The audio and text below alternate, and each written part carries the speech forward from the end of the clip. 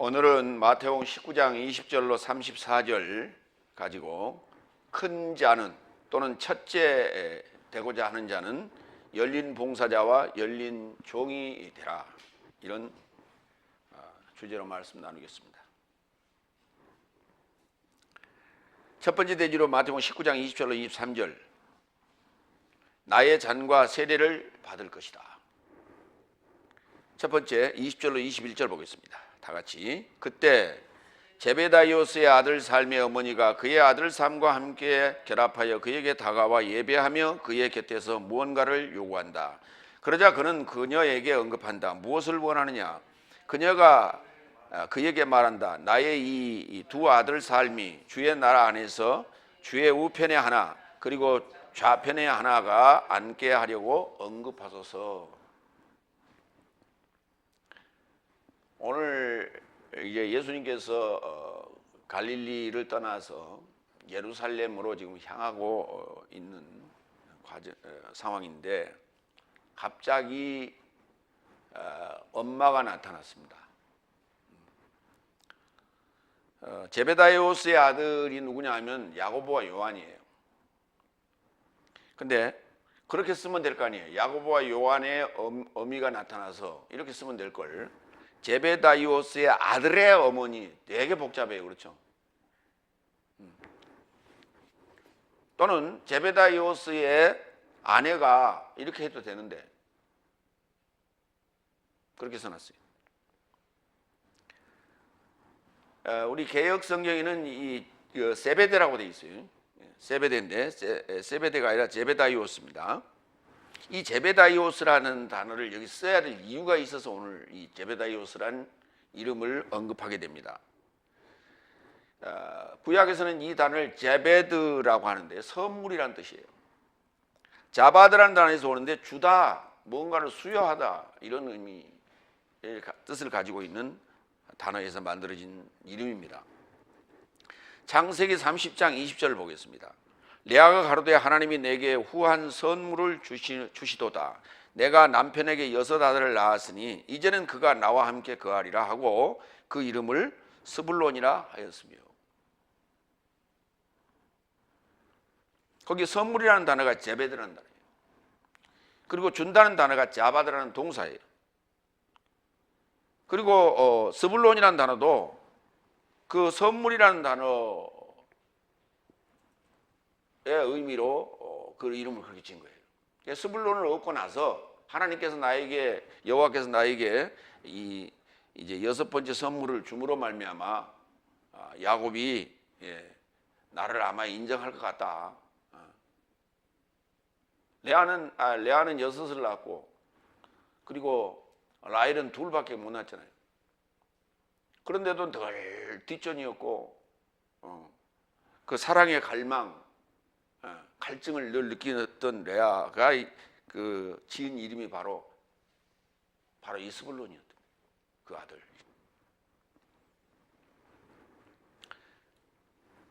여호수아서 7장 1절을 보면 이스라엘 자손들이 바친 물건을 인하여 범죄하였으니 이는 유다 지파 세라의 증손 삽디의 손자 갈미의 아들 아간이 바친 물건을 취하였습니다. 여호와께서 이스라엘 자손에게 진노하시니라. 여기 삽디라는 단어도 바로 나의 선물이라는 뜻이에요. 그러니까 이 선물이라고 하는 것은 뭐냐면 공짜예요. 그러니까 내 아들 2이 지금 데려갔지 않습니까? 예수님께서. 그러니까 걔들한테 선물을 주셔야 될 거 아닙니까? 자정승, 우정승, 좌의정, 우의정 그렇게 시켜주세요라고 지금 그 어머니가 치맛바람을 일으킨 거예요.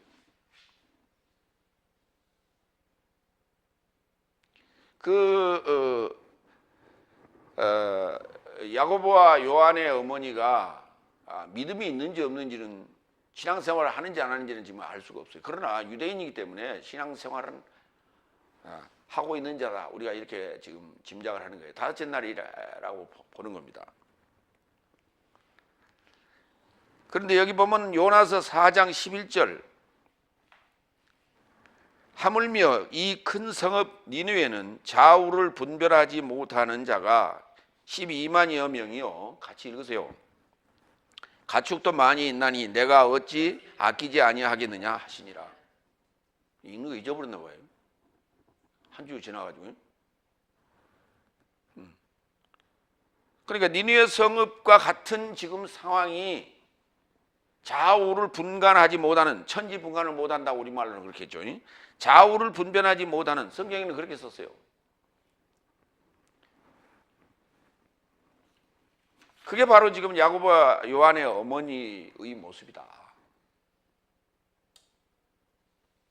그러니까 우리가 신앙생활을 한다고 하지만 성경의 말씀을 해설로 제대로 듣지 못하면 하늘과 땅 차이예요. 천지분간을 못하는 거예요. 여기는 지금 좌우를 분별하지 못하는 그랬어요. 하나님의 나라와 이 세상 나라를 같이 동일하게 취급하고 동일하게 보는 거예요. 그러니까 예수님이 교주 아니에요. 그러니까 교주니까 좌우에 우리 아들들 좀 앉혀주세요. 다음 자리 좀 주세요. 이런 얘기 아닙니까? 두 번째 22절. 그러자 예수께서 답변하여 말씀하신다. 네 삶이 무엇을 구해야 하는지 알아차리지 못했도다. 정작 구해야 될 게 뭔지 하는 거예요. 네 삶은 내가 마시려는 잔을 마심이 가능하겠느냐? 내가 받을 세례도 받겠느냐? 저 삶이 그 얘기 말한다. 가능합니다. 이게 무슨 말이에요? 가능합니까 그게? 그런데 그 자리가 욕심나기 때문에 대답하고 보는 거예요. 가능합니다 라고 얘기하는 거예요. 그 잔이 무슨 잔인지 몰라 지금. 예수님께서 지금 히에로솔리마 삶에 올라가서 장로들에게 고난을 당하고 십자가에 죽고 내가 일으킴을 받을 것이다 라고 하는 얘기를 지금 여러 차례 했어요. 그래서 제자들은 알고 있어요. 그러나 그 야고보와 요한의 어머니는 이 사실을 모릅니다. 그런데 보세요. 저 삶이 그에게 말을 합니다. 가능합니다라고 얘기했어요. 그 말은 무슨 말이에요? 저 삶이라고 하는 그 속에는 야고보와 요한 둘을 얘기할 수도 있고 그 어머니를 포함할 수도 있는 거예요. 그러면 야고보와 요한은 지금까지 무슨 얘기를 들었어요? 예수님께서 십자가에서 받을 그 고난의 잔을 얘기하는 것이고 그 피의 세례를 얘기하는 건데 그거 가능하다고 지금 푹 얘기했어요. 베드로는 어떻게 했어요? 마태복음 16장에서 그 얘기를 들었을 때 그런 일이 주님에게 있어서는 안 됩니다. 그러고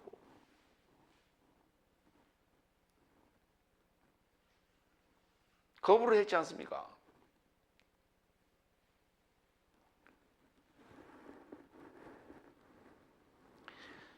정작 구해야 될 그 내가 마시려는 잔이 뭐냐면 독배예요, 독배.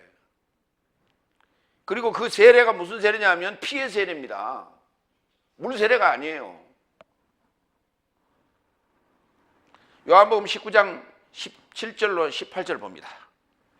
저 삶이 예수스를 넘겨받아 끌고 가니 그의 십자가를 짊어지고 해골 히브리식으로 골고다라 불리어지는 곳에 이르고자 나오시니 거기서 저 삶이 그를 십자가에 못 박았다. 다른 두 사람도 그와 함께 좌우편에 그리고 예수스를 가운데 못 박았다. 그러니까 좌우편에 서는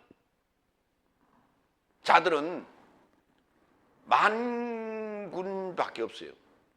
하늘의 만군, 하늘의 그 천군밖에는 성경에 묘사된 데가 없습니다.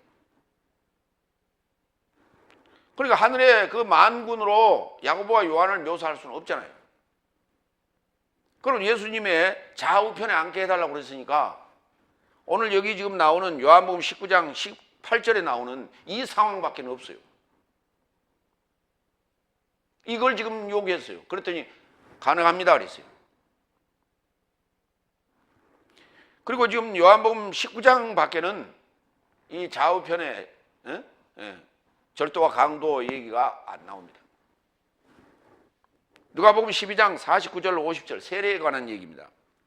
나는 불을 땅에 이르고자 던지러 왔고 불이 이미 붙여졌으면 나는 무언가를 원한다. 그래서 나는 세례를 갖고 있다. 그것이 완성되기까지 어쨌든 나는 포위된다.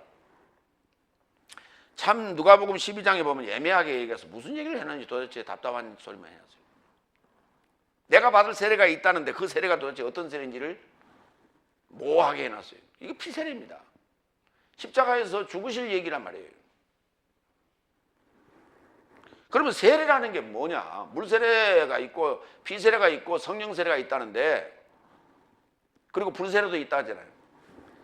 그 세례라는 게 도대체 뭐냐? 요 단어의 뜻으로 보면은 이게 씻는다는 얘기예요. 씻는다는 얘기. 세자가 세수한다, 세면한다, 그런 세자예요. 씻을 세자예요. 그랬더니 씻는 것이 아니라 풍덩 들어갔다 나오는 거다. 그러니까 침례가 맞다. 침례가 됐든 세례가 됐든 간에 그 밥티스마 또는 밥티조라고 하는 것은 뭐냐? 로마서 6장 3절로 8절에 잘 정의해놨어요.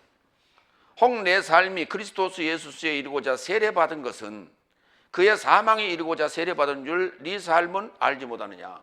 그러니까 세례 없이는 주님과 하나 될 수 없다는 얘기예요.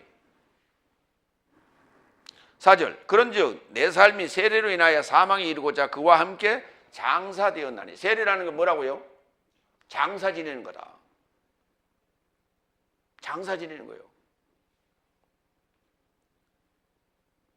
거듭나는 일이라고. 거듭나는 얘기라고. 죽고 사는 문제다. 아버지의 영광으로 인하여 그리스도스가 죽음 삶에서 일으키신 것 같이 내 삶도 이와 같이 생명의 새로움 안에서 두루 다니고자 합니다. 왜냐하면 내 삶이 그의 사망의 형상으로 함께 나온 삶이 되었으면 또한 그의 부활의 형상으로 함께 나온 삶이 되었을 것이다. 죄의 몸이 폐하여져 더 이상 죄에게 내 삶을 종살이 못하게 하려고 내 옛사람이 함께 십자가에 못 박혔다는 것을 알았으니 죄로부터 죽은 자는 의롭다 함을 얻은 것이다. 만일 내 삶이 그리스도와 함께 죽었으면 그와 함께 살 것이라는 것도 믿는다.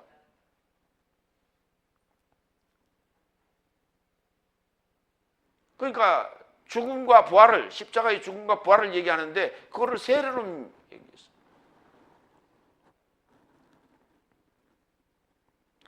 근데 그 세례라는 죽음이 장사 지내는 상황이 3번 있다는 거예요. 물세례, 피세례, 성령세례. 죽고 또 죽어야 돼요. 우리가 요한계시록 설교를 들었지만은 수없이 인나팔 대접 상황에 일어나는 그 죽는 그런 상황들이 죽어지고 없어지고 자빠지고 하는 그 모든 상황들이 뭐냐? 다 내 속에서 일어나는 불의들이란 말이에요. 구습들이라고 하는 거예요. 없어져야 될 요소들이라는 거예요. 그게.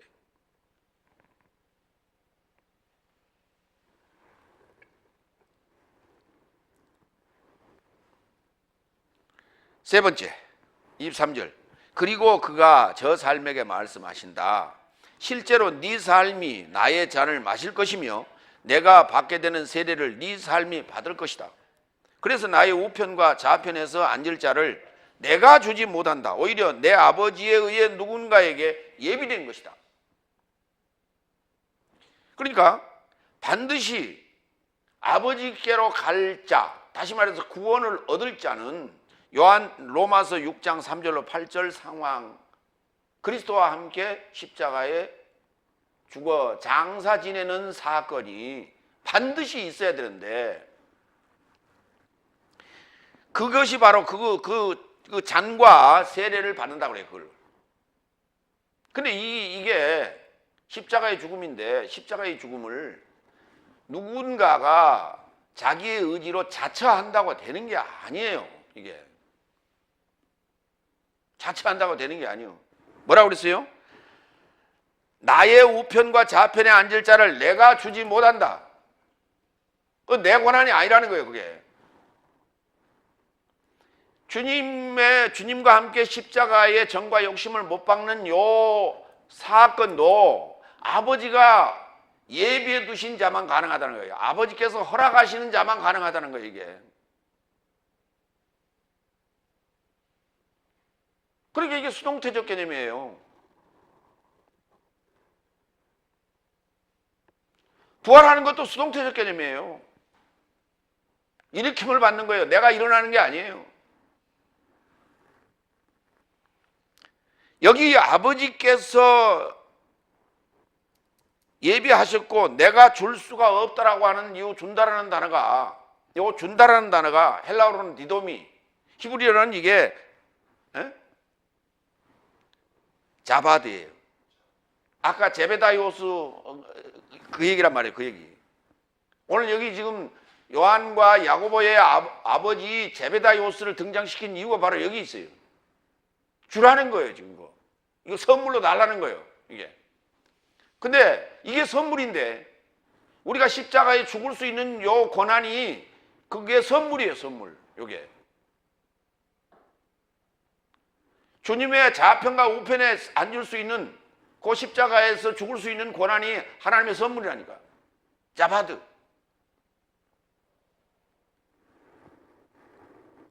근데 그건 주님이 줄 권한이 아니라는 거예요. 아버지의 권한이라는 거예요.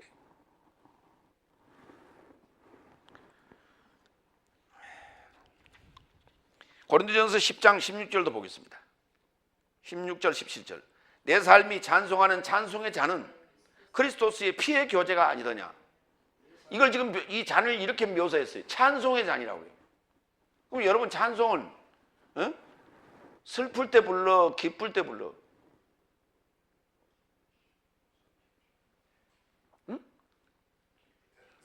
기쁠 때나 슬플 때나.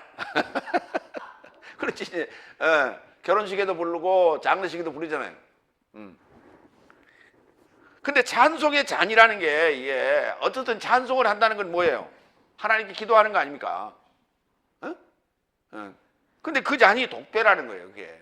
근데 그게 뭐냐 그랬더니 그리스도스의 피의 교제가 아니더냐. 이게 지금 고린도전서 10장 16절에서 오늘 지금 이 나의 잔과 세례에 대해서 설명하고 있는 거예요. 이걸 주석하고 있는 거예요. 더 갑니다. 내 삶이 빵을 떼는 것은 그리스도스의 몸의 교제가 아니더냐. 빵이 하나요 내 삶은 내 많은 삶이 한 몸인 것은 내 모든 삶이 한 빵에서 나와서 참여함이라. 하나 되고자 하는 것이다. 결국 찬송의 잔, 이 독배를 마시는 것도 피의 세례를 받는 것도 다 하나 되고자 하는 것이다. 그리스도스와. 그러니까 그 하나 되고자 하는 그 사건이 이게 아버지가 허락하는 선물이라는 거예요, 이게. 근데 우리는 십자가에 죽으라고 그러니까 뭐라고 그래요? 꼭 그래야 구원을 얻습니까? 그렇게 아버지께서 어렵게 우리에게 구원을 얘기했을까요? 라고 얘기한단 말이에요. 왜? 이게 지금 습관이라고 하는 거예요. 우리가 들었던 습관, 신앙생활의 습관이 문제예요. 지금 다섯째 날에, 넷째 날, 다섯째 날 해왔던 습관. 수없이 들었어요. 넷째 날, 다섯째 날 신앙생활은 이렇게 했어요. 여러분 믿기만 하면 구원입니다. 하나님은 그런 분입니다. 사랑이기 때문에. 그러면 아멘 그랬죠. 그러면 끝이요. 다 된 거예요, 그냥. 여러분이 이제 다 구원 얻었습니다. 그러니까 그러면 다 돼버린 거예요.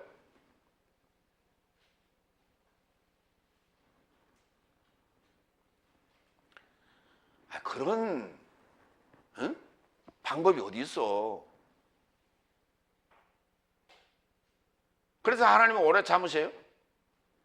맨날 그러니까 그렇게 신앙생활을 해왔기 때문에 맨날 배반하고 뒤집고 곁길로 가고 자빠지고 또 와서 주여 잘못했습니다 맨날 그러고 반성문 쓰고 그런 거예요. 지금 그게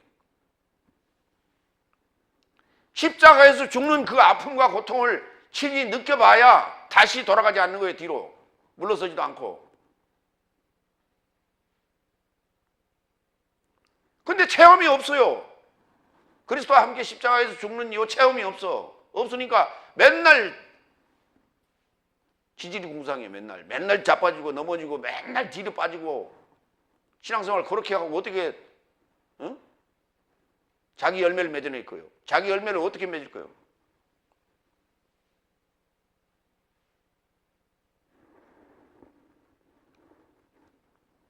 갈라디아서 2장 20절 내가 그리스도스와 함께 십자가에 못 박혔나니 나는 더 이상 살지 못하고 내 안에 그리스도께서 살고 계시니 지금 내가 육체 안에 사는 것은 나를 사랑하사 내게서 초월하여 자신을 넘겨주신 하나님의 아들의 믿음 안에서 사는 것이다 했으니까 이걸 읽어놓고 자기는 다 됐다는 거예요. 지금 여기 봐라, 여기 나는 그랬지 않냐 봐라. 이거 누구 고백인데? 바울의 고백이에요. 사도 바울의 고백이에요. 사도 바울의 고백이에요.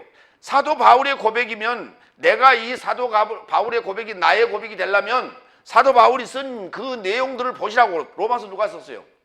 사도 바울이 썼죠. 고린도전서 아까 10장 16절 누가 썼어요? 사도 바울이 썼잖아요. 갈라디아서 5장 24절 그리스도 예수의 사람들은 육체 아파의 정과 욕심을 십자가에 못 박았다. 이게 사도 바울이 쓴 거예요. 이 상황이 됐어야 갈라디아서 2장 20절 이 고백이 내 고백이 되는 거예요. 그냥 요거 읽은다고 그냥 이게 다 돼버린 거예요?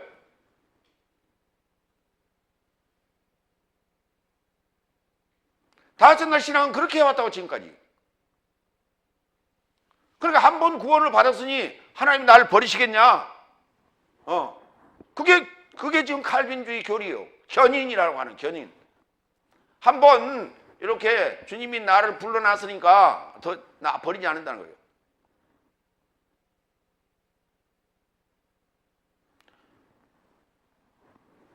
다섯 날까지는 안 버려요. 평생 다섯 날로 살다가 가는 거예요, 그게. 그래서 그까지는 안 버린다고. 맨날 빠지고 늦게 오고 맨날 빠지고 엉망진창으로 살아도 안 버려. 다섯 날까지는.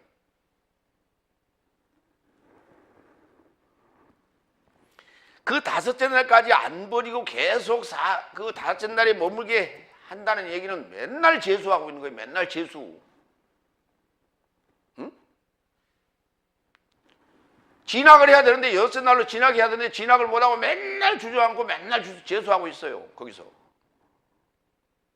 그 다섯째 날은 날의 개념이 없어. 그렇기 때문에 여섯 날로 가야 되겠다는 어떤 강박관념도 없고 조바심도 없는 거예요. 하나님이 날 버리지 않았다는 그 위로로 그냥 사는 거예요. 평생을. 그게 신앙생활이라고 착각하고 있어. 왜 그래?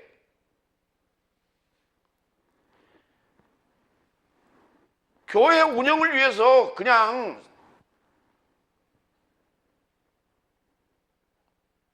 써도 참고 달아도 참고 매워도 참고 짜도 참고 있는 거예요. 그게 누가? 담임 목사가. 그걸 하나님이 안 버렸다고 착각하고 있어. 그걸 견인이라고 그걸 교훈이라고. 그런 교훈이 없어요. 성경은. 여러분 한번 생각해 보세요. 이스라엘 12지파 중에 단지파 요한계시록 12지파 중에 단지파 빠죠. 에브라임 지파 빠죠. 그거 빠잖아요. 가룟유다 누가 불렀어요? 예수님이 불렀죠. 근데 왜 그럼 가룟유다가 그 짓을 하고 있는 걸 몰랐어요? 알고 있었죠. 그런데 왜 내버려뒀어요? 근데 하나님은 사랑 맞아요?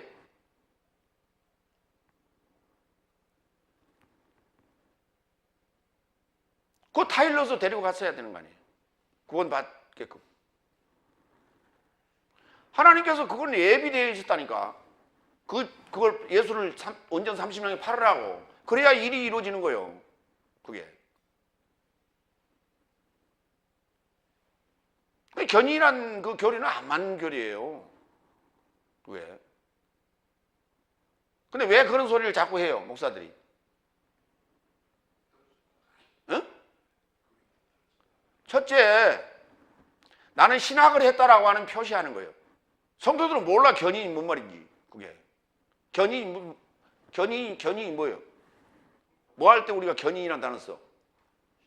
불법 주차해 놨을 때나 아니면 자동차가 고장 났을 때 레카차가 와서 그렇게 끌고 가는 걸 견인이라고 하는 거예요. 그게 내가 아주 그냥 나자빠져 있어도 하나님이 날 끌고 가는 거죠. 그러니까 목사님이 그렇게 얘기하니까 그런가 보다 그래 그냥. 성도들은 몰라 견인이 뭐인지.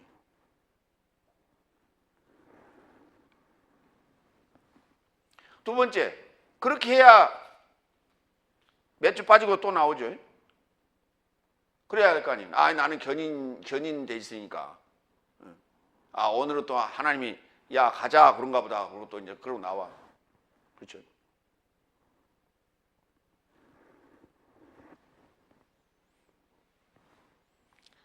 그러니까 성경을 보는 방법이, 성경을 적용하는 방법이 제대로 지금 규정이 안 돼 있는 거예요. 그냥 읽어놓고 그냥 아멘 하면 그냥 된 거라니까. 그냥 그 순간 되는 거예요. 그냥 그게. 지금까지 그래왔어 신앙생활을. 좌우를 따져보지 못했어요. 전후 좌우를 따져야 돼. 왜 이렇게 썼는지. 사도 바울은 우리에게 매우 중요한 롤 모델입니다. 12제자들은 예수님을 직접 목도하며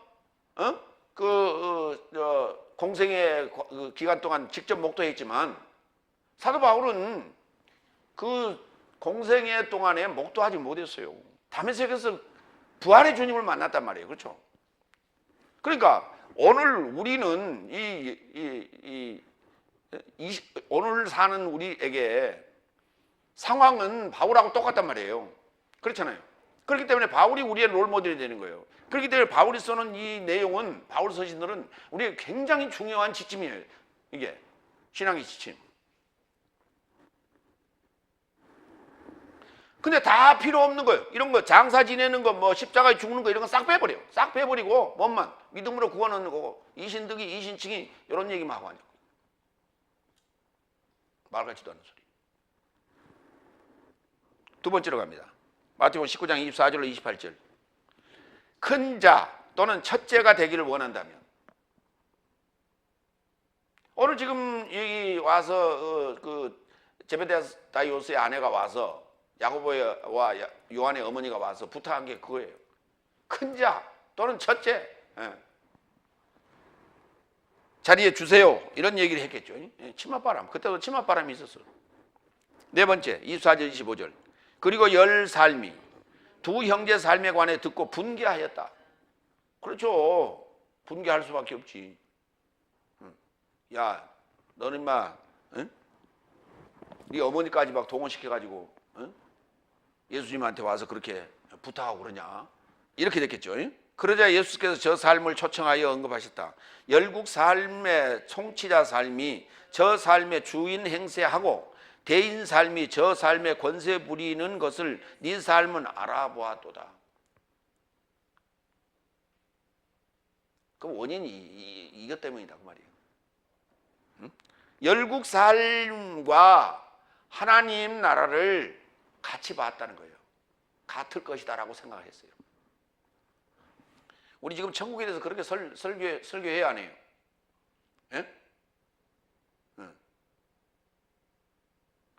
어떤 목사님은 보니까 큰 대궐 같은 기와집이고 어떤 목사님은 초가집이고. 여러분, 천국에 대궐 같은 기와집에서 사는 게 좋겠어요? 아니면 천국에 초가집에서 사는 게 좋겠어요? 대답 한번 해봐요. 천국의 초가집은 뭘로 그 재료가 뭘까요? 아니 생각을 해봐. 아니 그러니까 초가집의 그 지붕을 뭘로 이었어? 그 성분이 뭐예요? 집이 무슨 그러면 그 집인데 그 성분이 뭐냐고? 금집이라니까, 금집. 기와집은 금기와예요. 그렇죠? 그러니까 초가집이나 기와집이나 다 금으로 만들었다니까. 근데 그 말은 쏙 빼놓고, 아니 거기 천국에 무슨 놈은 거기서도 벼농사지요? 아니면 여기 지구에서 그 배달에 가는 거예요, 그게? 택배로? 기와도 마찬가지고.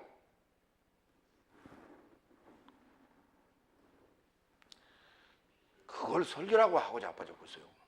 그걸.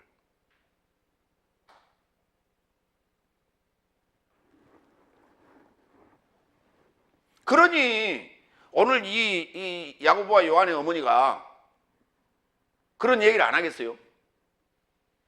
지금 다섯째 날에 속한 자들이 다 똑같단 말이에요, 지금. 이게. 그래서 지금 참 예수님 자상하시죠.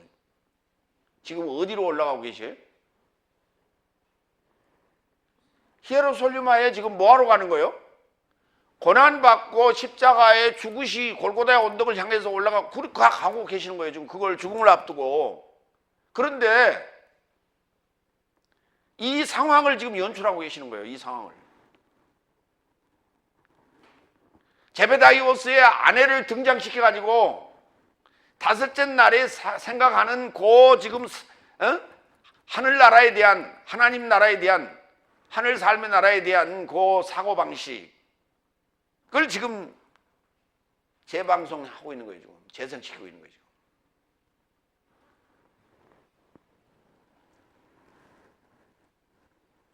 누가복음 22장 25절에 또 같은 내용이 나와 있어요. 그러자 예수께서 저 삶에게 언급하시되 열국 삶의 왕 삶은 저 삶에게 지배하고 권세자 삶은 저 삶에게 선행자 삶이라 초청받는다. 그러니까 권세 있는 곳에 다 행세하면서도 그들은 어때요? 추앙을 받는다 이 말이에요.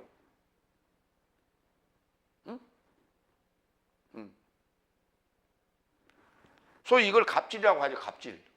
그래도 어쩔 수가 없어. 왜? 의리기 때문에.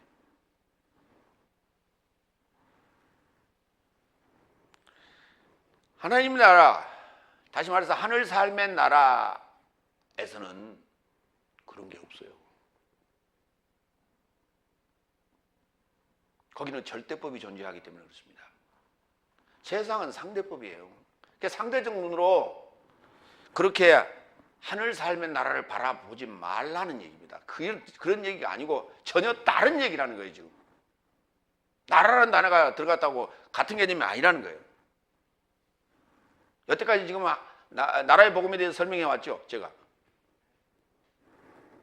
다섯 번째 26절 27절 그러나 네 삶 안에서 이처럼 해서는 안 될 것이다. 오히려 만일 네 삶 안에서 크게 되길 원한다면 네 삶의 봉사자가 되어라. 그리고 만일 네 삶 안에서 첫째가 되길 원한다면 네 삶의 종이 되어라.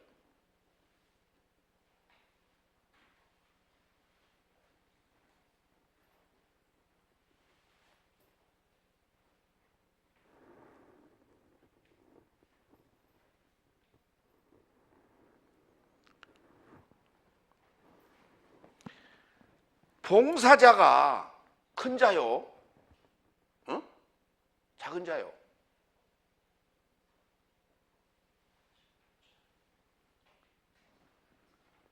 저는 지금 우리 개혁성경은 이걸 섬기는 자라고 해놨어요. 그렇죠? 목사님, 어느 교회를 섬기십니까? 장로님, 어느 교회를 섬기십니까? 아주 점잖게, 그것도 위험 있게 그렇게 묻습니다. 그래, 제 어느 교회를 섬깁니다. 섬기는 개뿔.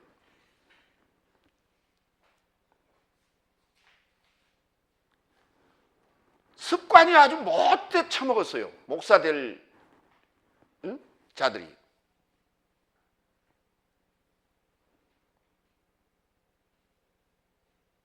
자기 앉은 자리를 떠날 때 그냥 내버려 두고 가. 그 자가 목사가 되면 어떻게 되겠어? 그 자가 교회가 커지면 어떻게 되겠어?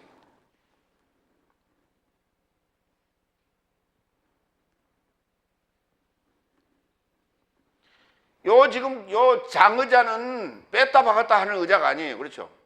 그냥 앉았다 가면 돼요. 그냥 자리 정리하고. 우리 강의실 의자는 의자를 넣었다가 뺐다 하는 학교식 의자예요. 그럼 분명히 앉을 때 의자 빼서 앉았을 거예요. 그리고 학교 다니면서 분명히 수업 끝나면 청소하는 것 배웠을 거예요. 근데 가면서요, 의자 그냥 내버려 두고 가. 그럼 누가 집어넣어? 그 의자 누가 집어넣어? 내가 집어넣는다고, 내가. 내가 의자를 빼놓고 이렇게 가면 이 의자를 누가 집어넣을까를 생각하면서 그랬을까요? 버르장머리가 그렇게 들었다니까. 습관이. 그래갖고 목사 된다고? 언제부터 그 습관이 잘못된 거예요? 신앙생활 하면서부터 잘못되어 있는 거예요, 지금. 근데 이 목사 직분 받게 되면 더 그래, 그게. 더 조심하고 더 자기 주변을 돌아보고 그래야 되는데 신앙생활이 가면 갈수록 건방져지기 시작하는 거예요. 곡 익으면 고개를 숙여야지. 무슨 놈의 벼슬인 줄 알아, 그게.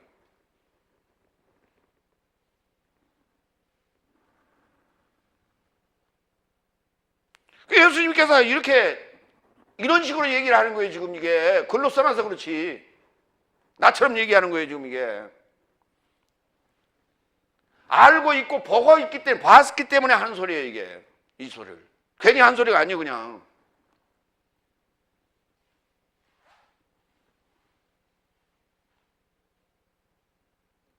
봉사라고 하는 것은요, 섬긴다라고 하는 것은요, 남을 섬긴다는 건요, 이게 짜증나는 일이에요. 이게 한두 번이지.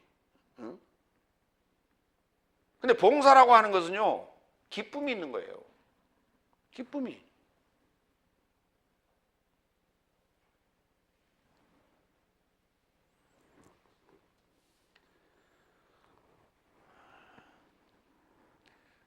제가 이 기본과정 강의를 이렇게 하면서요, 거기 오시는 분들 이렇게 어떻게 신앙생활을 해왔는지가 다 보이는 거예요. 그게.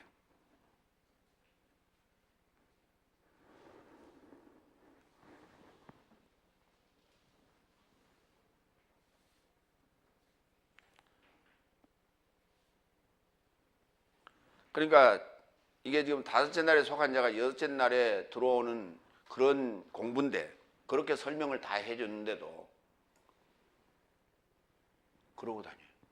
그러면 다른 데 가서는 어떻게 하고 다니겠어요?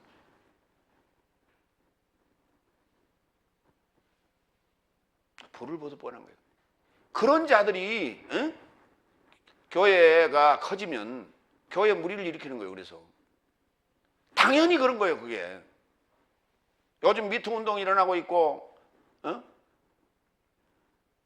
뭐 자고 나면 또 누구 사건 터지고 누구 사건 터지고 지금 교회가 계속 터지고 있죠. 그 터진 이유가 있어요. 다른 게 아니에요. 하나님 말씀대로 안 살았기 때문에 그런 거예요.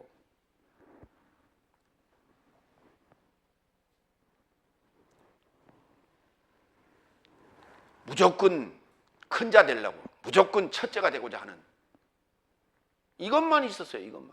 오로지 그것만.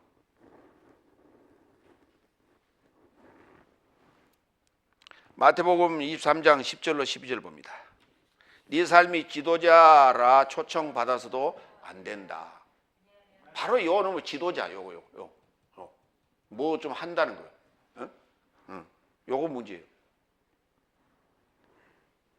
왜냐하면 네 삶의 지도자는 그리스도스 한 분이기 때문이다. 네 삶의 더 위대한 자는 네 삶의 봉사자가 될 것이요. 누구든지 자신을 높이면 낮아짐을 받을 것이요. 누구든지 자신을 낮추면 높임을 받을 것이다.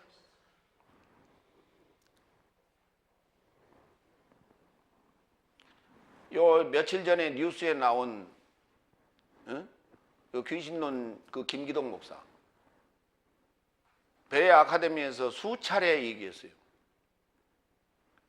우리 요 성락교회는 내가 세무서에 위탁을 해서 의뢰를 해서 세무감사를 받아가지고 2번이나 받았다. 그런데 이런 한 장이 안 틀렸다. 그러고 큰 소리 빵빵 쳤어요. 그게 뭐냐? 다 자신을 커버하는 하나의 수단이었던 거예요. 그거 지금 교회 새로 지었어요. 아들한테 물려줬죠. 그거 지금 빚이 3천억이라고 지난번 방송에 나왔어요. 응? 그거 지금 신길동입니다. 신길동 땅값이 얼마예요? 서초동 땅값하고 신길동 땅값하고 어느 땅값이 더 셀까요? 서초동이 얼마나 더 셀까요? 네? 3배나 돼요. 근데 서초동에 사랑의 교회가 3,200 들었어요. 짓는데. 근데 어떻게 이게 지금 빚이 3천억이 돼요? 신길동에. 응? 말이 되는 소리예요? 그게? 그러더니 이번에 또 터졌죠. 미투 사건 또 터졌죠. 오늘 지금 그런 얘기예요, 성경은. 예.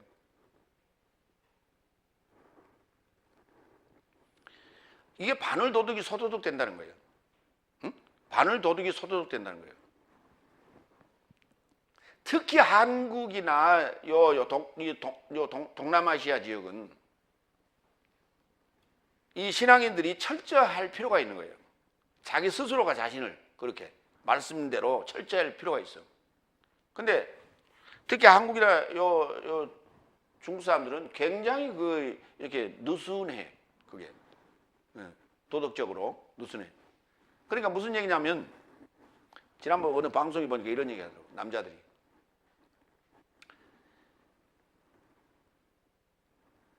거짓말을 왜 해? 집에 와서 집안의 화목을 위해서 거짓말하는 거야.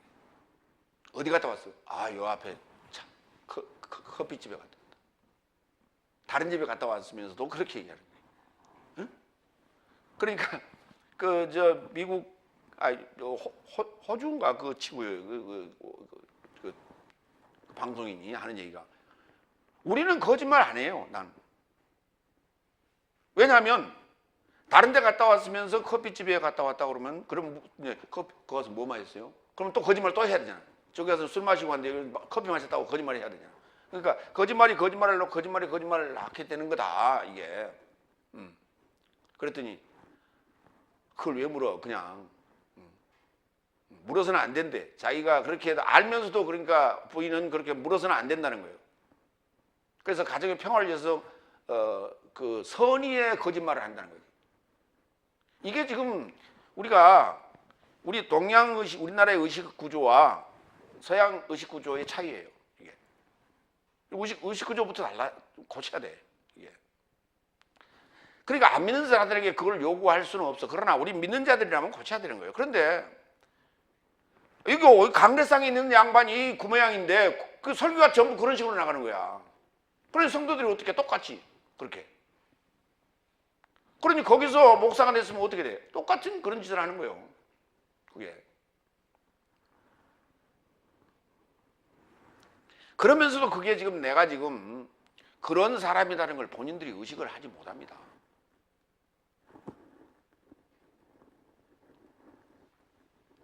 여섯 번째.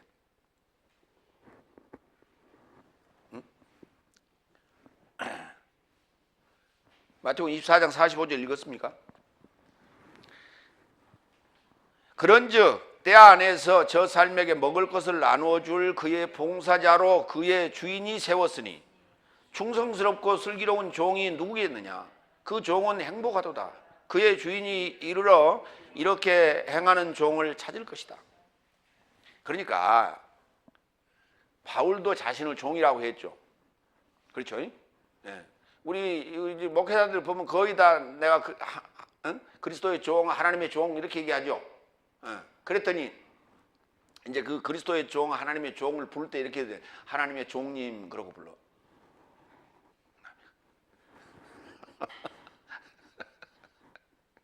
아니 종을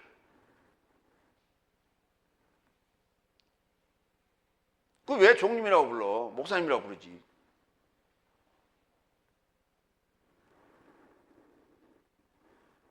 근데 그 종님께서요, 예, 종님께서 종같이 안 살아요.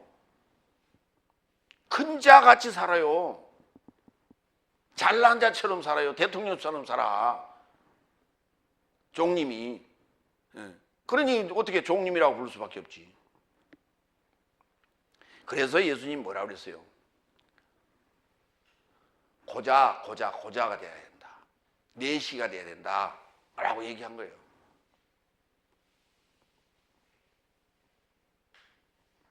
아니, 내시가 아무리 권세가 높아도 어때요? 응? 한번 생각해 보세요. 아무리 권세가 높아도 할 게 뭐 있어? 할 게 어디가 있냐고. 고잔데. 그렇잖아요. 그래서 옛날 그런 드라마가 하나 있었어. 그 내시를 주제로 다루는 그런 드라마가 하나 있었어. 그 내시가 이제 그러니까 내관이라고 그러죠. 내관. 제일 높은 자가. 그다음에 뭐라고 그러죠? 다른 말로? 뭐라고 그래요? 상선어른. 상선이 이제 결혼해서 하는 거야. 결혼해서. 그리고 양아들도 이렇게 두고 그러거든요. 양아들도 두는데, 결혼을 했는데 부인은 그러면 어쩌라는 얘기예요. 그러니까 부인이 그걸 이제 불만을 그걸 해결하려니까, 욕구를 해결하려니까 뭐 사치하는 것, 아니면 또 살짝 어디 낮에 가서 어디 누구 만나고 와도 그걸 뭐라고 하겠어. 그렇잖아요. 할 방법이 없어. 그게 뭐라고 할 방법이 없어. 그러면 이제 누구 만나고 왔다고 뭐라고 그러면 그 부인이 뭐라고 그러겠어. 얘기해 보세요. 리얼하게 한번 얘기해 봐. 응? 나 입이 들어서 안 하겠어. 그러니까 말 못하는 거야. 알면서도 속으면 그렇지. 그렇지 않겠어요? 이게 지금 이 넷이에요. 고자된 넷이. 이렇게 살아라는 거예요. 지금 내가 종이라고 한다면. 종님 아시겠어요? 그렇게 사셔야 되는 거예요. 6번째 28절. 인자는 봉사받으러 온 것이 아니라 봉사하러 왔고 그의 목숨을 많은 사람 대신 속전으로 줌과 같다. 그러니까 철저하게 이 정신이 박혀 있어야만이 주님의 제자라고 말할 수 있는 거예요. 이게. 그게 생각으로만 그렇게 있는 게 아니라 모든 행동에, 생활 습관에 그렇게 젖어 있어야 돼, 그게.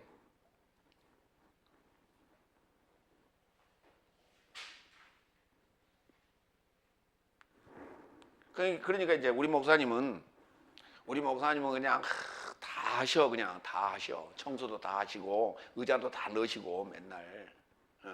그러니까 목사님 하시니까 우리는 그냥 가도 돼. 그죠? 그래 안 그래요?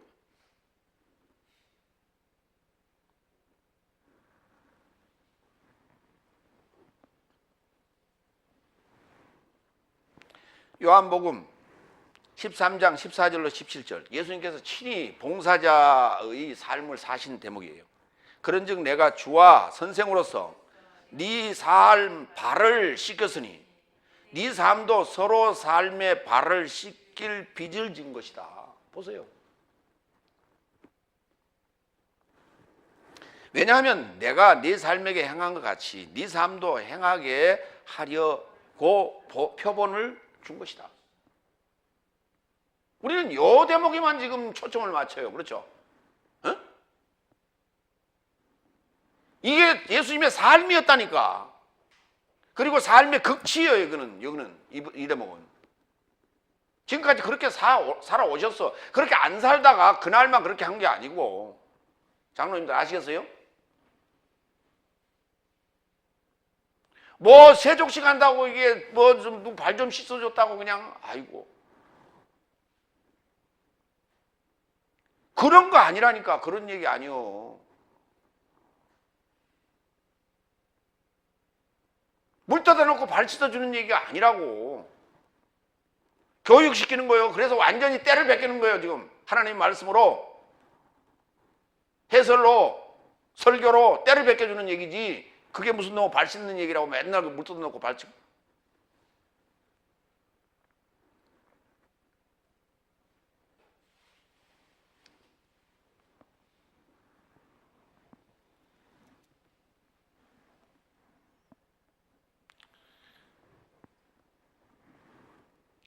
그거 조심하셔야 돼.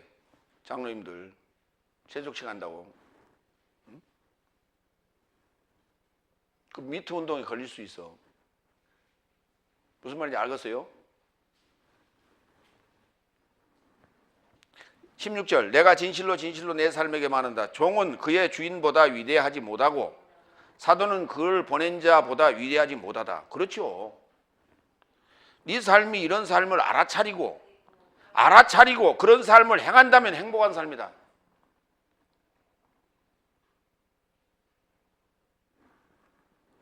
디도서 2장 14절, 속전에 대한 얘기 좀 합시다. 그가 내 삶에게 초월하는 자신을 주셨으니 이는 내 삶을 모든 불법으로부터 속량하시려고 하며 또한 좋은 일에 열성 있는 특별한 백성을 자신으로 정결케 하시려 합니다. 자신으로 스스로 정결케 하려 하십니다. 제가 지금 목이 터져라고 지금 설교하는 이유는 뭐라고요? 정결케 하는 일이에요. 속전을 드리는 일이고, 이게 속량하는 일이라고. 여기 리트로라고 하는 이 속량하다는 단어에서 속전이라는 리트론이 만들어지는 거예요.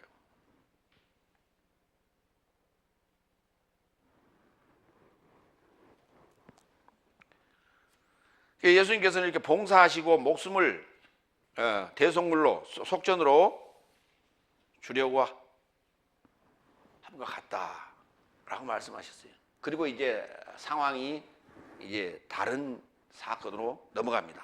마태복음 19장 29절 34절, 길가에 두 소경 살면 눈이 열리다. 요 지금 보세요. 요 20장 29절로 34절 몇 절이에요? 5절이죠. 여기 5절을 뭐하러 여기다 끼워 넣었을까요? 응? 여기 5절을 자른 사람이 뭐 잘못 잘라서 그랬을까요? 이건 뭐 한다고 뒤에다가 짤막하게 이걸 이 두 소경 얘기를 여기다 넣어놨을까요? 여기 앞에 내용과 연관이 있을까요? 없을까요? 응? 아니요. 사건상으로 보면은 지금 앞에 사건은 무슨 말이에요? 제베다이오스의 아들의 그 어머니가, 다시 말해서 야고보와 요한의 어머니가 나타나서 우리 아들 자의정 우의정 시켜주세요. 그랬더니 야, 첫째가 되려면 봉사자가 되고 큰 자가 되려면 봉사자가 되고 첫째가 되려면 종이 되라. 예수님께서 있는데 그게 결론이에요. 그렇죠? 근데 갑자기 소경이 등장했어. 두 소경이. 우리 개혁 성경에는 이 부분을 뭐라 했냐면 소경 둘이 그랬어요. 소경 둘이. 그래야 맞아요, 일반적으로는. 근데 여기 지금 소경 둘이가 아니에요. 두 소경이에요. 둘 다 관사가 안 붙었어요. 둘이라는 단어에도 안 붙었고 소경이라는 단어에도 안 붙었어요. 그러니까 뭐 해야 돼요? 응? 두 소경이 맞죠. 이게 형용적 용법이란 말이에요. 7번째 29, 30절. 그리고 저 삶이 예리코로부터 나아가는데 큰 무리가 그와 동행하였다. 그리고 보니 두 소경 삶이 길가에 앉아서 예수께서 지나간다는 것을 듣고 소리질러 말하되 다윗의 아들 주여 내 삶을 긍휼히 여기세요 라고 했어요.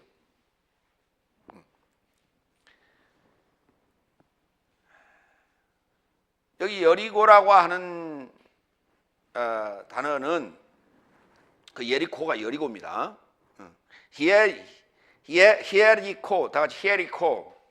헬라어로 읽으면 히에리코예요. 그 다음에 히브리어로 읽어봅니다. 예리코. 코가 아니에요. 코가 아니고 다 같이 예리코.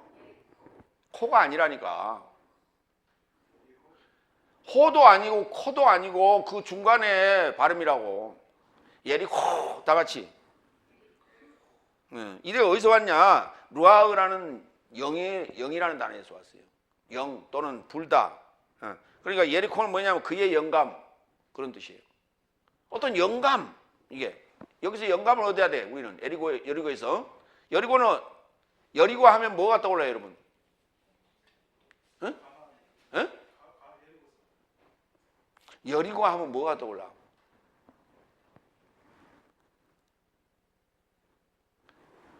낮은 곳이에요. 지형상으로 보면 이렇게 사마리아에서 올라다가 여기 내려가야 돼요. 여기. 그랬다가 다시 요단강 쪽으로 내려갔다가 거기서 유대아 땅으로 올라오면 이렇게 올라와야 돼. 꼭대기로. 산머리로. 그러니까 산 능선을 타고 지금 쭉 올라와야 돼. 이렇게. 갈릴리에서 예루살렘으로 올라오려면 여기가 예루살렘인데 이렇게 올라와야 돼. 이렇게 타고 올라와야 되는데 갑자기 여기 내려가셨어요. 이렇게. 이쪽에. 여기 여리고예요. 여리고 하면 삭개오가 생각나시죠? 그러니까 이게 뭐냐면 지금 상황을 보시라고. 마태복음 19장 1절을 봐요. 그리고 예수께서 이 말씀을 완성하게 되자 갈릴리아로부터 옮겨서 유다이아 건너편 요르단의 지역에 이르고자 오셨다. 이해가 되십니까? 요르단 지역에서 지금 갈릴리 에리코로 지금 간 거예요. 그 요단 지역 낮은 지역이에요. 지금 어디서부터? 갈릴리에서. 그 요리 능선을 타고 사마리아를 통해서 이렇게 올라오시면 되는데 요 지금 그 물줄기를 타고 내려가셨어요.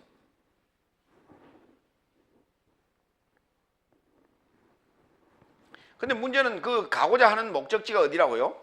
히에로솔리마 삶이에요. 응?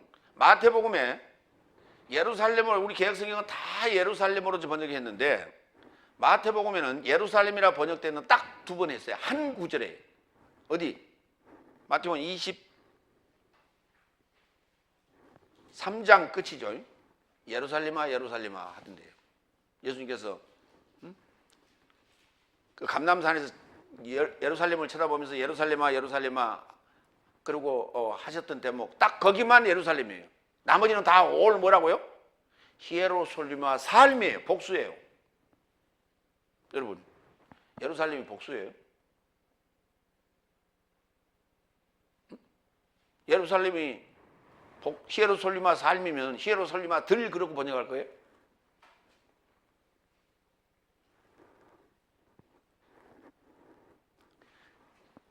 복수를 그래서 제가 삶으로 푸는 거예요. 안 그러면 그거 지금 해결해내야 돼. 히에로솔리마 들이라고 그렇죠. 그렇게 번역했어야 되는 거. 근데 한 군데도 그렇게 번역한 데 없어요.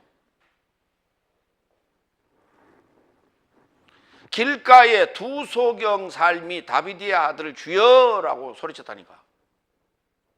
내 삶을 긍휼히 여기소서. 길가. 우리는 길가 그러니까 뭐예요? 이렇게 길 옆에 이렇게 앉아 있었다. 그 얘기를 뭐하러 써놔요 거기다? 에? 아니 한번 생각해 보세요. 사람들이 이렇게 요 길을 다니는데 소경이 거기 딱 가운데 길가 가운데 앉아갖고 있으면서 둘이 앉아 있으면은 사람들 지나갈 수 있어 없어? 응? 응? 그러면 이게 길이면 여기 하나 이렇게 앉았어요. 그렇죠? 응? 그렇게 앉으면 이게 돼 안 돼?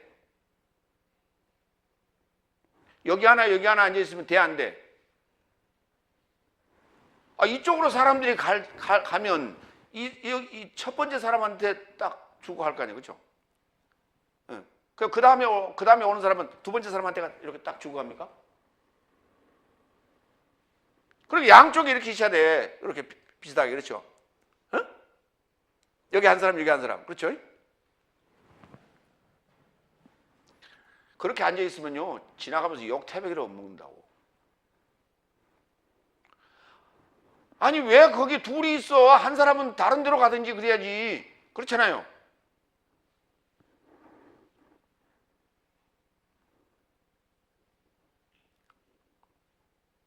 그러니까 소경이 길가에 앉아 있을 이유가 뭐 있어?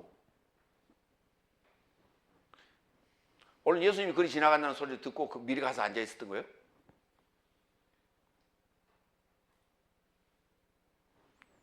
두 소경이라고 하는 것은 탈바꿈하는 소경이라고요. 오늘 지금 뭐 하자고요? 탈바꿈 되고자 하는 거예요. 오늘 이 상황, 이 순간에 여기서 탈바꿈이 일어나려고 하는 거예요. 그래서 두 소경이야. 소경이 꼭 두 소경이 나와요. 그렇죠? 복음서에 한 소경이 나타난 적이 있어 없어? 요한복음에 한 군데 나와. 어렸을 때부터 소경됐다가 눈뜬 자가 하나 있긴 있어. 그러나 그건 길가에 있지 않았어. 근데 길가에 있는 자들은 분명히 꽉 두 소경이에요. 이게. 근데 두 소경이 있으면 길가에 앉아 있으면 대개는 우리는 그렇게 이해한단 말이에요. 동냥하려고 앉아 있다고. 근데 둘이 있으면 안 된다니까. 동냥이 안 돼. 따로따로 있어야지.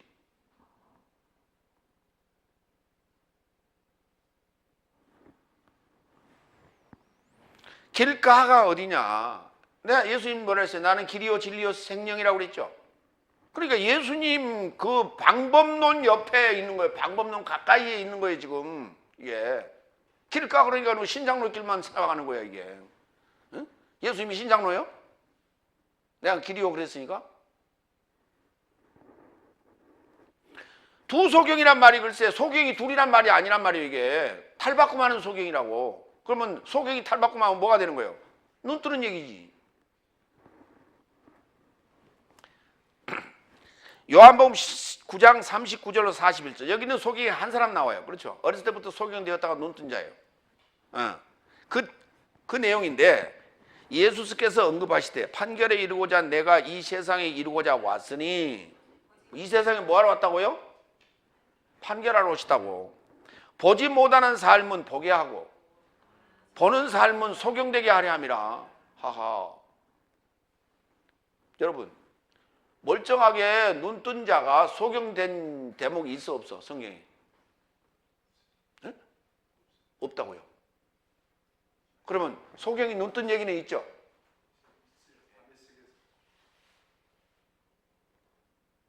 다메섹에서 그거는 지금 복음서 얘기가 아니잖아요. 그건 사도행전 얘기잖아요. 그렇죠?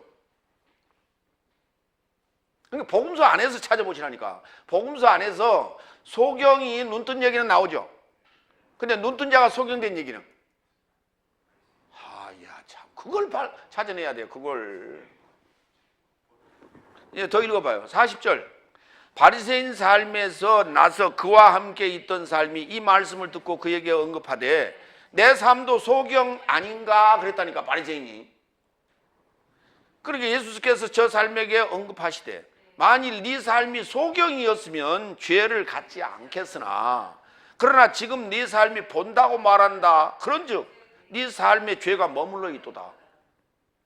그러니까 예수를 보고 예수로 못 알아보면 누구요? 소경. 알아보면 눈뜬 자. 나는 지금 눈뜬 자입니다 라고 서기관 바리새인들이 와서 예수님한테 와서 따져 물었잖아요. 예수님을 걸려 넘어뜨리게 하려고 시험했잖아요. 근데 못 알아보고 갔다면 뭐요? 소경. 누구보다 못한 자요? 귀신 들린 자보다 못한 자라니까. 그러니까 예수님께서 그 회당에서 귀신 들린 자가 다윗의 아들 예수야 그러니까 예수님이 뭐라 했어요? 경의를 표하셨다니까. 에피티마오 했어요. 오늘 여기 두 소경은 바리새인보다 나은 자예요? 못한 자예요? 한번 생각해 보세요. 여러분 소경인데 어떻게 글쎄 그게 소경이 이렇게 소리를 쳐? 응? 눈 감은 장님이 어떻게 지금 이거 어떻게 알아보고 소리를 치냐고. 이게 그 소경 둘만 있었는데.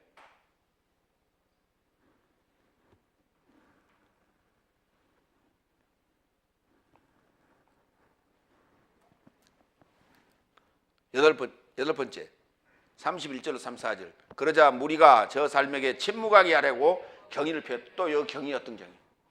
에피티마오 등장이.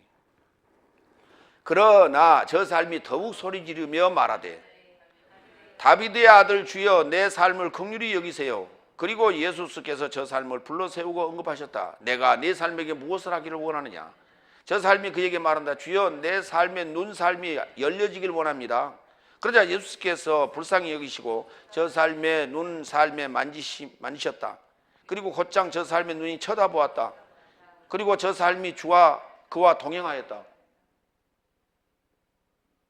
아니 이 양반들이 지금 왜 예수님하고 동행을 해요? 눈 떴으면 집에 가야지. 감사합니다 그러고 감사한 것하고 집에 가야 되는데, 응? 눈이 떨어지면, 눈이 열리면 뭐 한다고요? 주님을 쫓아가야죠. 그러니까 무슨 눈이 열렸다는 얘기예요 지금? 주님을 보는, 하나님을 알아보는 눈이 열린 것이지, 이게 지금 눈 감은 지금 신봉사 같은 봉사가 아니었다니까.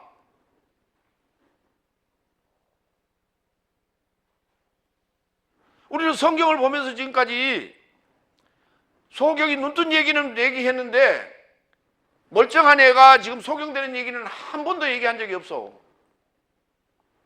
예수님이 그렇게 했다는데 아무 찾아본 적이 없다니까. 보는 자는 내가 소경 만들려고 했다 하는 이 대목에 대해서 찾아볼 생각을 안 했어. 그리고 거기에 대해서 얘기하는 사람이 아무도 없어. 그러니 오늘 여기 지금 듣고 있는 성도들이 다 여기 소경 한 분도 안 계시죠? 맹인. 나는 맹인이 아니라고 생각하는 거예요, 다. 하나님 말씀을 깨닫지 못하면 그게 맹인이라고, 그게 소경이고 봉사고 그게 장님이고. 깨달았다면 당연히 뭐 삶에 그게 적용이 돼서 삶으로 드러나야 돼, 빛으로.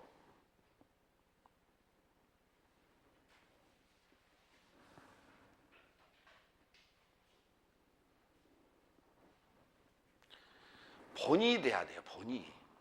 삶의 본이 돼야 돼. 응?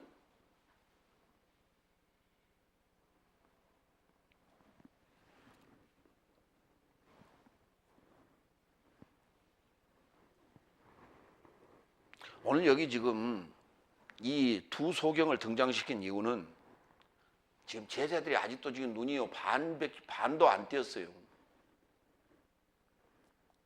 제자들의 눈이 지금 반도 안 띄었어.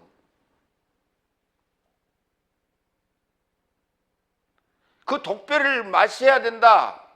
그 피의 세례를 너희도 지금 받을 수 있냐고 물었더니 그게 뭔지도 모르고 지금 우리 가능합니다라고 소리치잖아.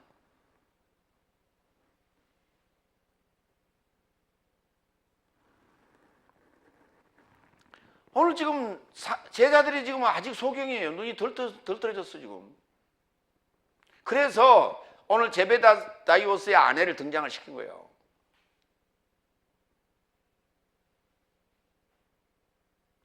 그러니까 예수님 교육 방식은 이런 거예요. 직접적으로 창피를 주는 게 아니고 지금 간접적으로 창피를 주는 거예요 지금.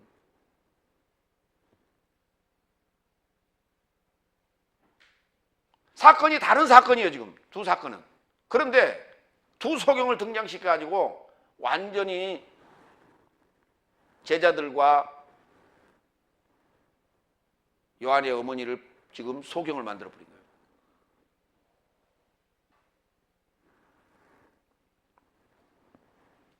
이사야서를 볼까요? 42장 16절로 19절. 내가 소경 사역은 그들이 알지 못하는 길로 이끌며 그들의 알지 못하는 지름길로 인도하며 암흑이 그 앞에서 광명이 되게 하며 구분대를 곧게 할 것이라. 내가 이 일을 행하여 그들을 버리지 아니하리니. 그러니까 여기서는 견인 같죠? 예. 조각한 우상을 의지하며 부어 만든 우상을 향하여 너희는 우리의 신이라 하는 자는 물리침을 받아 크게 수치를 당하리라. 수치 당할 때까지 뭐 한다고? 수치 당할 때까지 버리지 않는다고. 미투 사건으로 저렇게 드러날 때까지 버리지 않는다고. 그래서 수치를 당하게 만든다고. 그 전에 죽었으면, 그 전에 미투 사건이 일어나기 전에 죽었으면 오늘날 같은 창피스러운 일은 안 당하지. 근데요, 미투 사건 같은 그런 일을 저지르고 돌아가셨어. 근데 그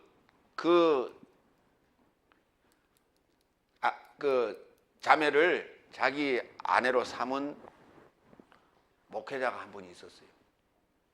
근데 그 사실을 다 알고 있었어. 근데 결국은 그 아내가 같이 못 살고 집을 뛰쳐나가서 저 멀리 지금 카나다에 가서 살고 있어요. 그리고 그 목회자는 프랑스에 가서 살고 있어요.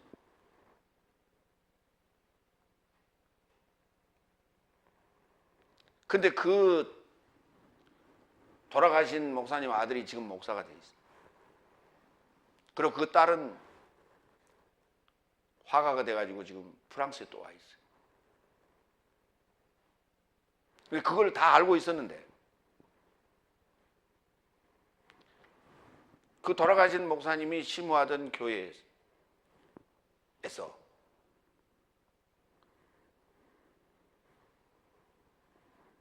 추도 예배를 드렸어요.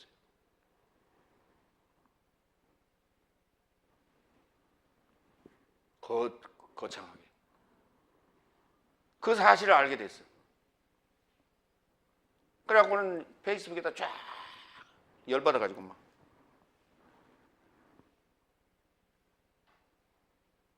끝나도 끝난 게 아니라니까, 그게. 돌아가셨다고 끝나버린 게 아니요. 그 아들한테 이제, 그 누나한테, 그 아들, 그러니까 그 딸은 지금 누나가 되는 거예요. 근데 보니까, 뒤져보니까, 지금 아주 비참하게 지금, 정신적으로 지금 엄청난 고통을 지금 받고, 살고 있는데, 보니까 그 아들이요, 프랑스에서 변호사가 됐더라고. 변호사가 됐어요. 뭐 비참하지는 않아. 그리고 거기서 뭐 신학도 하고 뭐 글도 쓰고 책도 쓰고 그러더라고 보니까. 근데 이게 지금 참을 수가 없는 거야. 그게 끝나도 끝난 게 아니에요. 그게. 다시 한번 읽어볼까요? 16절. 내가 소경사역은 그들이 알지 못하는 길로 이끌며 그들이 알지 못하는 지름길로 인도하며 암흑이 그 앞에서 광명이 되게 하며 구분대를 곱게 할 것이라. 내가 이 일을 행하여 그들을 버리지 아니하리라 그런다니까. 그러니까 구원시킬 것 같이 보이죠. 이게 다섯째 날 지금 후견과 정직이 지금 서기관 바리새인들 얘기하는 거예요. 지금 다섯째 날 목사들을 얘기한다고 지금. 근데 17절. 조각한 우상을 의지하며 부어 만든 우상을 향하여 너희는 우리의 신이라 하는 자는 물리침을 받아 크게 수치를 당하리라. 아니 그러면 이 소경이 요 부어 만든 우상을 우리 신이라 안 하고 이게 제정신이 들어서 여호와를 제대로 찾겠어요? 당연히 못 찾겠지. 당연히 이렇게 될 수밖에 없다는 얘기예요. 18절. 너희 못 듣는 자들아 들으라. 너희 소경사회가 밝히 보라. 아니 이게 볼 수가 있어 없어? 스스로는 볼 수가 없다니까. 그러면 어디선가 하는 소리를 귀 기울여 들고 찾아가야 되는 거예요. 근데 스타우로스 찾아올 수 있어? 자기가 큰 자고 자기가 첫째인데 찾아올 수 있어 없어? 19절. 소경이 누구냐? 내 종이 아니냐? 누가 내가 보내는 내 사자같이 못 듣는 자겠느냐? 아니 참. 아니 넷째 날 다섯째 날 사자를 보냈는데 여호와께서 다 뭘 보냈다고요? 소경을 보냈다고. 소경을. 누가 내게 충성된 자같이 소경이겠느냐? 열충성한다니까. 근데 소경. 누가 여호와의 종같이 소경이겠느냐? 근데 본인들은 소경이라고 생각 안 해요. 다 눈 떴다고 착각하고 살아. 근데 어떻게 성경이 안 보이냐고. 눈 떴는데.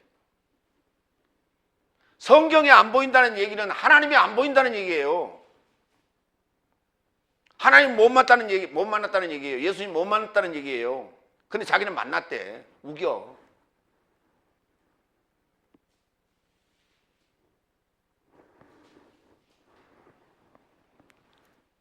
요한복음 5장 25절. 진실로 진실로 네 삶에게 말한다. 때가 이르고 있나니 지금이다. 이때는 죽음 삶이 하나님의 아들의 음성에게서 듣게 될 것이다. 듣는 삶은 살아나게 될 것이다. 더 심한 얘기를 했어요. 여기는 소경이 눈을 뜨는 것이 아니라 죽음 삶이 하나님의 아들의 음성에게서 듣게 될 때라고 얘기하고 있어요.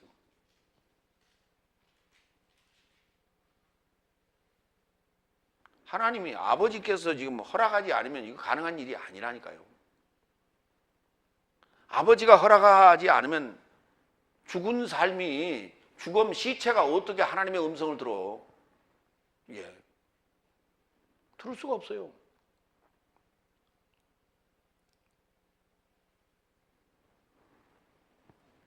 그건 자기는 시체라고 생각 안 하는 거예요. 소리 지르지 않는 자는 죽은 자예요. 오늘 여기 두 소경은 뭐라고 그랬어요? 응? 침묵하게 하려고 경의를 표했죠. 그러나 저 삶이 더욱 소리 지르며 다 같이 크라죠.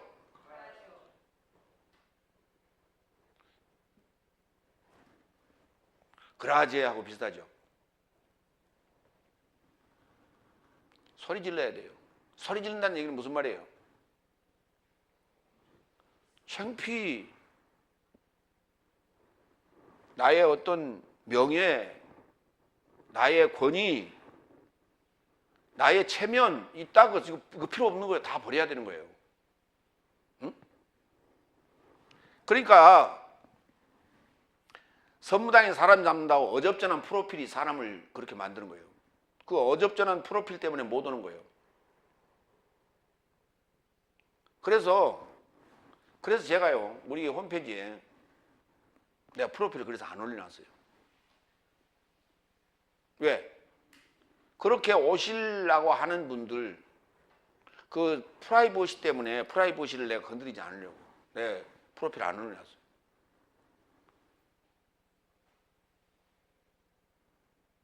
모르고 오면 좋죠.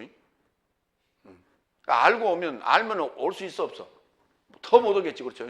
그래서 내가 일부러 그분들의 프라이버시를 존중하여 내가 그래서 내 프로필을 안 올려놨어요.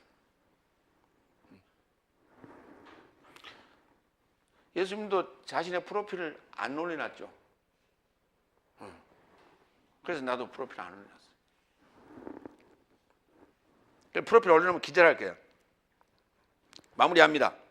주의 나라를 세상 나라로 오해함을 바로잡아. 예수께서 지금 바로잡고 있어요. 주의 나라는 삼위일체 된 삶이에요. 옛 삶과 새 삶을 내놓을 수 있어야 돼요. 오늘 지금 다섯째 날에 이 소경들은 죽음 삶은 옛 삶은 잘 내놔요. 풍성해요. 말 잘해요. 아주 달변가야. 원고 없이도 하루 종일 할 수 있어. 그거 다 옛 것이에요. 새 것 하나도 없어. 새 것은 변하지 않는 진리요. 그게 카이노스. 근데 새 삶은 못 내놔. 예수님의 제자된 서기관마다 그 쌓은 보물에서 옛 삶과 새 삶을 내놓을 수 있는 집주인이어야 돼. 이게 하늘 삶의 나라예요. 이거를 지금 누구는 몰라. 제베다이오스의 아내는 이 사실을 몰라. 그리고 제자들도 이 사실을 그렇게 얘기를 하고 수없이 예수님께서 설교하고 강의를 했는데도 지금도 그 말이 무슨 말인지 이해가 안 가. 여러분은 어떤가 모르겠어요. 세상 나라하고는 다르다니까 전혀. 그 개념으로 갖다 대입하면 안 돼. 그래서 예수님께서 그걸 바로 잡아줬죠. 큰 자가 되려면 다시 말해서 세상적인 그러한 그 권세와 명예와 부를 추구하는 자가 되기를 원한다면 열린 봉사자가 되라고. 그냥 봉사자 말고요. 그냥 봉사자, 누구나 봉사. 지금 봉사하는 사람 많아요. 그렇죠? 지난번 평창 올림픽 때 거기 자원봉사자들 많았죠? 그거 돈 받아 안 받아? 돈 안 받아요. 그런 봉사자 말고 열린 봉사자, 눈뜬 봉사자. 아시겠어요? 그 다음에 첫째가 되려면 열린 종이어야 돼요. 누구처럼? 바울처럼. 눈뜬 종이어야 돼. 눈 감은 종이 아니고 눈뜬 종. 대표적인 사람이 바로 바울이요. 그렇잖아요. 바울이 눈 감고 사역했어요? 눈 뜨고 사역했어요? 하나님가 와서 안수해 주니까 그때 비늘이 떨어지면서 눈 떨어졌죠. 눈 뜬 종이란 말이에요. 눈 뜬 종.